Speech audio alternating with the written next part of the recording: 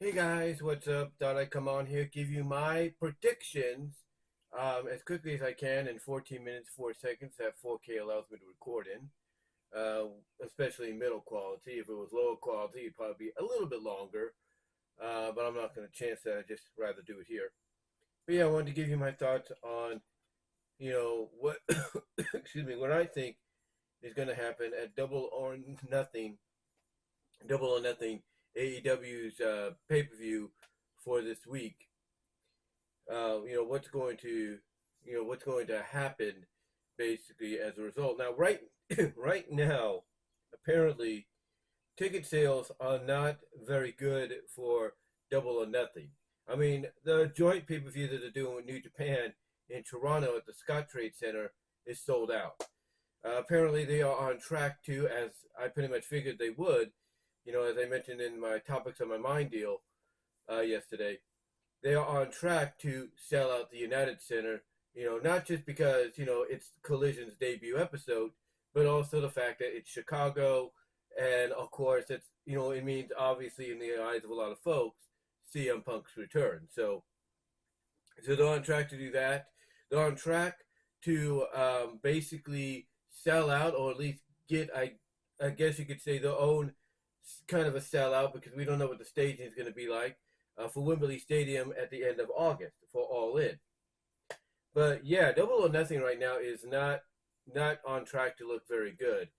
And there are some people that are blaming the fact that the main event, which most of the time with these AEW pay-per-views is always for the World Championship, which I will admit, it doesn't matter what promotion you work for, the world title, no matter who has it, should always be the main event.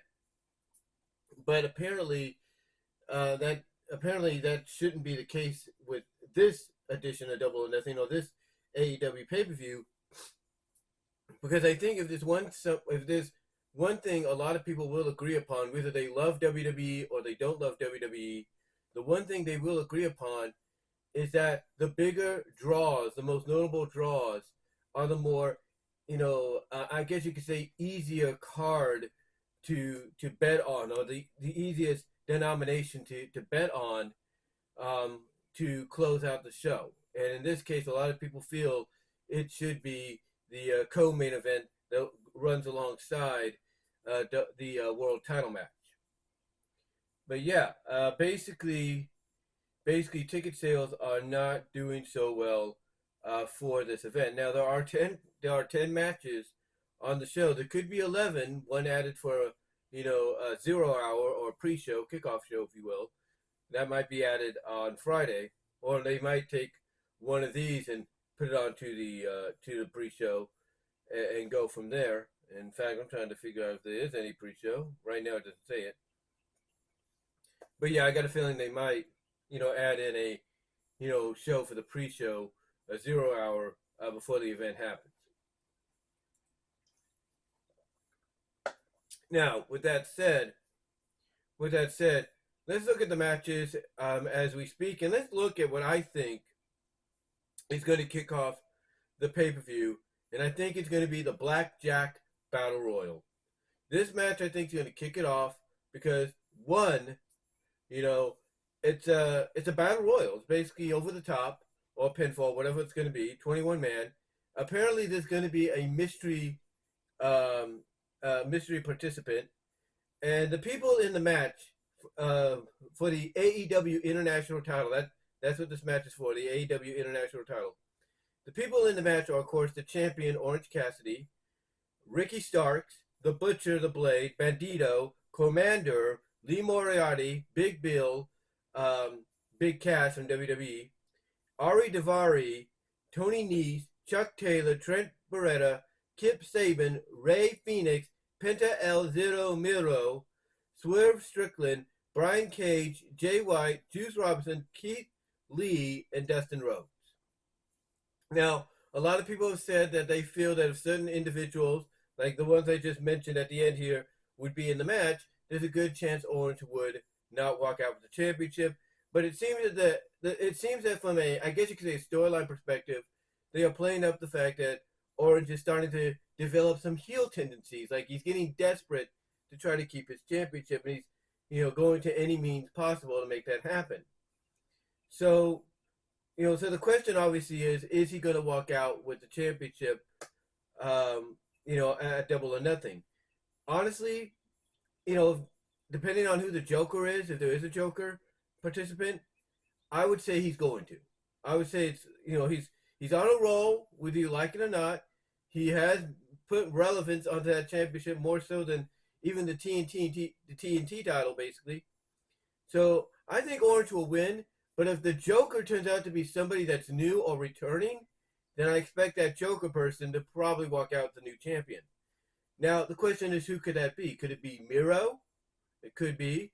Could it be Pac, the bastard Pac? Formerly Adrian Neville.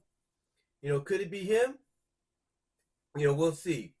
We shall see. But if it's none of them, then I'm going to go with Orange Cassidy to walk out, steal the champion.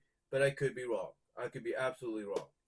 The next match that I think will follow that will be Ethan Page and the Guns against the Hardys, Matt and Jeff and Hook. Stipulation is, if the Hardys and Hook win, Matt Hardy will own Ethan Page's contract. Now, a lot of people have pretty much kind of put their bets on the fact that the Hardys and Hook are going to win because, they've been very protective of Hook, who's Taz's biological son. They've been very protective of him, and it's Jeff's first pay-per-view back. Now, you might say, well, shouldn't Jeff be punished then for what he's done and everything? Well, you would think that. You would think he should be punished. And one of the best ways to punish him is to have him lose his first pay-per-view match back. But right now, it does seem like everything is going in the favor of the Hardys and Hook. But I'm going to throw a little twist in there. I might be wrong. I probably will be wrong. But I'm going to put a little twist in there, and I'm going to say Ethan Page and the Guns win this. Because if you're having a stipulation where the baby faces, get to own somebody's contract, if they win, that kind of tells me, spoiler-wise, it's going to go to Ethan Page and the Guns. I don't know how I just got this feeling. Next up, we have the six-man tag team match for the AEW World Trios Championship. The House of Black, Malachi, Brody, and Buddy, with Julia Hart versus the Acclaimed, Max Caster, Anthony Bowens, and Billy Gunn. Obviously, this is going to be competed under house rules. Basically, I think part of that house rules is they let the challengers name what kind of match it's going to be or something like that. I'm not really sure. But I don't think it's going to matter what kind of match here.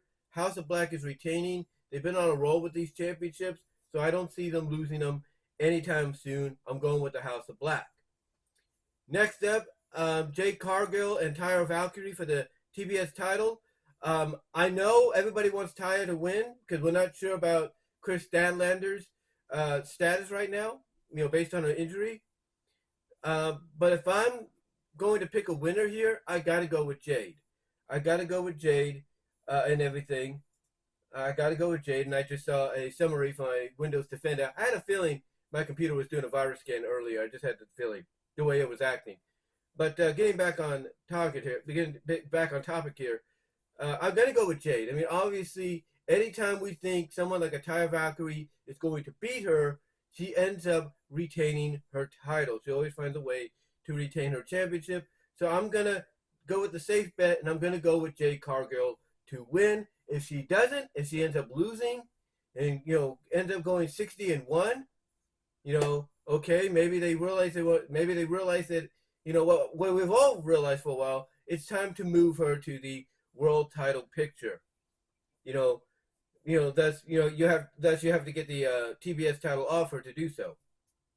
But right now I'm going to go with the safe bet, and I'm going to say Jade Cargill. Speaking of the women, we're going to go to the women's championship match. Jamie Hayter against Toni Storm. You would think that they would give this to Toni Storm because they want to give the heel faction of the Outcast a little bit more momentum, going into the summer. But I'm going to go with Jamie Hayter because it's too obvious that, as everybody's pointing out, the one that's going to win it is Saraya, formerly Paige, in WWE, and that they're picking the right opportunity to do so, and the right opportunity for them is going to be at All In London, in Wembley Stadium, for that to be the moment. So I've got a feeling, Jamie Hayter is going to win, Either it's by pinfall submission or disqualification. She's going to win, and then we're going to see him build up to her and Saraya going into All In London, because it makes sense. It's in Saraya's backyard. Next up, we have a ladder match for the TNT title. We have Wardlow versus Christian Cage. I'm going to go with Wardlow here. I mean, I know Christian Cage is a master of the ladder matches. I mean, look at all his TLC matches he's done. But I think Christian right now is in a position to where he's going to put Wardlow over, and then Wardlow's next opponent will be the guy accompanying Christian, and that'll be Luchasaurus. So I'm going to go with Wardlow to win the match, but then afterwards he's going to be put right into another title feud with Luchasaurus. So I'm going with Wardlow to win the match. Then we have FTR against Jeff Jarrett and Jay Lethal for the tag team titles. Mark Briscoe will serve as special guest referee. This is a toss-up. I know that OTR Essential will, literally lose it with AEW if Jeff Jarrett and Jay Lethal win. So I'm going to go with FTR. I mean, if they do put it on Jarrett and Lethal, that would be, to me, from a behind-the-scenes business standpoint, that'll be Tony Khan's way of thanking Jeff for helping him out in booking internationally and all that. But unless that's going to be the reason we find out from a behind-the-scenes standpoint, I'm going to go with FTR. They're too much on a roll, and you want to get to a certain matchup down the line, I think, with the IWGP Tag Champs Aussie Open. We'll be title for title. Then we have Adam Cole, Chris Jericho, Unsanctioned with Sabu as the special guest enforcer. This one is going to be one of the more violent matches. In fact, these next two matches are going to be violence personified. If you love CZW, ECW, GCW like ultraviolet action, you're going to get it with this. Maybe less with Adam Cole and Chris Jericho, but you can expect violence. Who goes over in this one? I'm going to go with Adam Cole. I think the JAS will try to help Chris Jericho, but in the process, end up costing him the match, and that's going to cause some dissension in the JAS because, they think they're helping him, but they're not. So, I'm going to go with Adam Cole to win, but I'm also going to say that if they go with Chris Jericho to win, it's going to be because Roderick Strong turns on Adam Cole, and that'll basically play into the history from WWE's days in WWE's NXT as Undisputed Era, and the fact that Adam left them being Strong, Fish, and O'Reilly to fend for themselves. So I'm going to go Adam Cole because of a miscommunication with JAS, and if not, and they go with Jericho, it's going to be because the Strong will turn on him because of what I mentioned. Then we get Anarchy in the arena, Blackpool Combat Club against the Elite. This is going to be violence. This will be very CZW, GCW, ultra-violent style all over the place. I am going to go with the Elite to win, unless they do solidify that Don Callis, who turned on Kenny Omega, is aligned with the BCD, and Takeshita, I think that's his name, also helps the BCC win. I'm going to go with the Elite, but this will be ultra-violent CZW, GCW style craziness. Expect that, but I'm going to go with the Elite. As far as the World Championship goes, I got to go with MJF. It's obvious, unless they do want to go with, somebody like, give a feel-good moment at the end of Double or Nothing. If this is going to main event, I'm going to go with MJF. I got to go with MJF because I have a feeling this might be one of those rare occasions where the Anarchy Arena will be the closing match and not the world title match. But those are just my predictions, guys. Let me know what yours are down below. Comment if you like. Love to hear from each and every one of you. And until then, I'm out.